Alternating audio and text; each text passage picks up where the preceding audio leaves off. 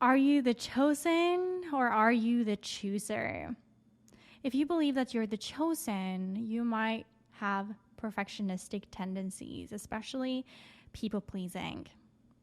And so you're then waiting for another person to choose you rather than you being the chooser, you being the one that chooses.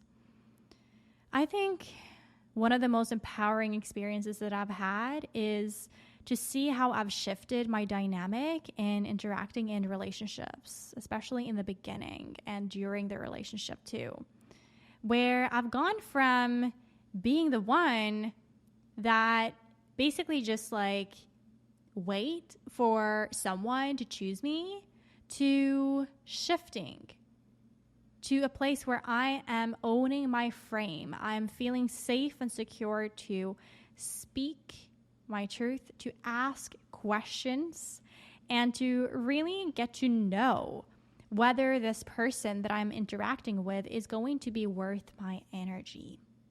When you bloom beyond perfectionism, you understand that energy is your greatest currency, right? So you're not people pleasing anymore because you see that when you're people pleasing, you're basically diluting your precious energy. Whereas when you bloom beyond perfectionism, you're in a sense of empowerment. You are so empowered that people will automatically be drawn to you. You'll be like a magnet, right? Where things happen easily and effortlessly, and when people really just come to you without you even having to speak anything, right? You're a magnet beyond words because you've come back to your true essence of empowerment. The reason why you might be more of the one that is looking to be chosen rather than the one that is the chooser is because you've been in dynamics before, especially maybe growing up, where you learned subconsciously that if you only did X, Y, and Z, you would be chosen. You would be rewarded. You would have some sort of gratification come out of it. See? You would get a gold star, you would be praised, you would get good grades.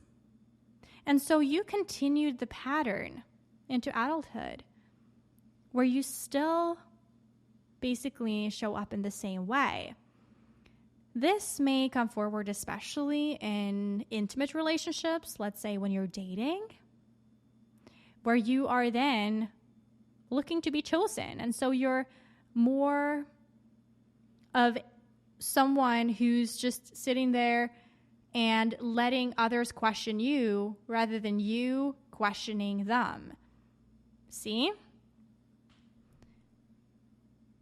It could also show up, obviously, in other relationships too. But I feel like in intimate relationships and whenever you are interacting with someone in an intimate way, this is your opportunity to see where you are in your people-pleasing journey, right?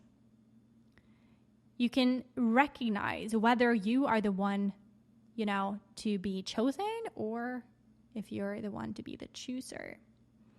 It's a very empowering feeling to be the one that's the chooser. And that doesn't mean that the other person has to be the one to be chosen. No, what if both felt empowered and worthy and enough to the point where you both get to choose each other, where you both get to question each other, where you both get to know each other from a place of knowing that if this is not alignment, I'm still whole, I'm still beautiful, I'm still worthy. But if it does work, then that's awesome too, because then we already have some understanding of each other. And it doesn't turn into a codependent, narcissistic relationship, which is very often the case if you have perfectionism. You could either be the narcissistic perfectionist or the codependent perfectionist. The codependent perfectionist is oftentimes the person that is looking to be chosen subconsciously, obviously. You might be conscious of it, but oftentimes it's a subconscious drive that is making you put yourself in positions, put yourself into relationships, into dynamics where you are the one to be chosen rather than to be the chooser. Now, this is something that you could absolutely shift. You can go from being the one to be chosen to being the chooser. You can join the Bloom Beyond tribe. Go to bloombeyond.com/apply to join our tribe of other perfectionists, other high performers with perfectionism, with high standards for themselves, who might have this tendency to people please, to be the one to be chosen. Or you might actually, find yourself also being a narcissistic perfectionist, which is more so someone who's seeking control over the situation, over the relationship, over where things are going, needing to know the outcome of things before they've even started. See, so you could be the people pleaser, or you could be the opposite of that, basically. I'm serving both. I'm helping both because it all roots in this sense of unworthiness needing to be filled by something or someone from the outside. And I'm so passionate about being able to realign relationships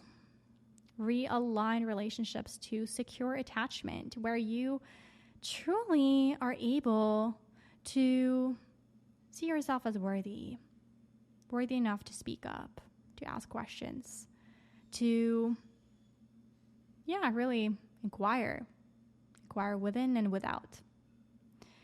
Again, go to bloombeyond.com/apply to join. We might see you on the other side. It's a 256 members limit. We have a wait list to join, so make sure to get on there today. And looking so much forward to reading that application. And might see you on the inside. Stay bright, brave, and balanced.